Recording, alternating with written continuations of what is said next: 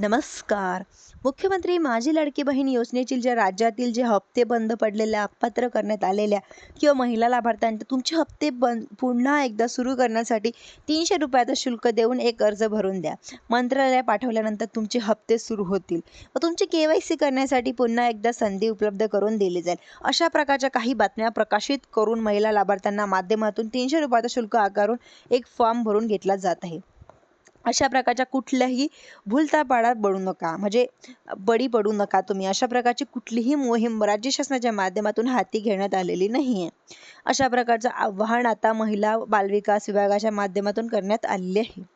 एकंदरीत KYC करू न शकलेल्या लाखो महिला लाभार्थी, याचबरोबर KYC झाल्यामुळे अपात्र झालेल्या देखील बऱ्याच साऱ्या महिला आहेत की ज्यांची KYC केली परंतु KYC चुकली आणि त्यांची पुन्हा दुरुस्ती केली नाही, असेही महिला लाभार्थी यामध्ये आहे. किंवा योजनेच्या निकषामध्ये किंवा न बसणाऱ्या सुद्धा भरपूर साऱ्या महिला लाभार्थी आहेत की अपात्र करण्यात आलेले आहे.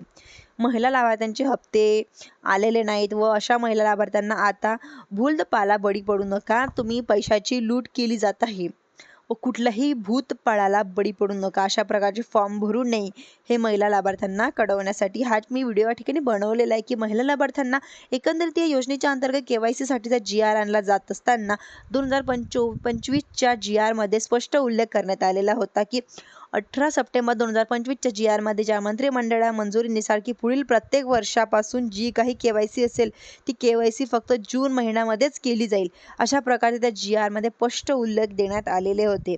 व 2025 मध्ये KYC केली जात असताना 2 महिन्यासाठी KYC सुरू करण्यात आलेली होती व मुदतवाढ देऊन ती परत वाढवली गेलेली होती आणि त्या जून महिन्यापासून 2 महिन्यासाठी ही KYC करणं बंधनकारक राहील, अशा प्रकारच्या सूचना देखील GR मध्ये होत्या. व काही नियमात बदल केले नाही, त्यामुळे आता जी काही KYC सुरू केली जाईल ती जून महिन्याची केली जाणार आहे व जून महिन्यामध्ये केली जाते व त्यामुळे आता पुढे ढकलत जात आहे की याचा नवीन अपडेट GR आला व आपण माहिती घेण्याचा प्रयत्न करूया की नवीन GR आला तर त्यांचा माहिती घेण्याचा प्रयत्न माझ्या चॅनलच्या माध्यमातून तुम्हाला कळेलच.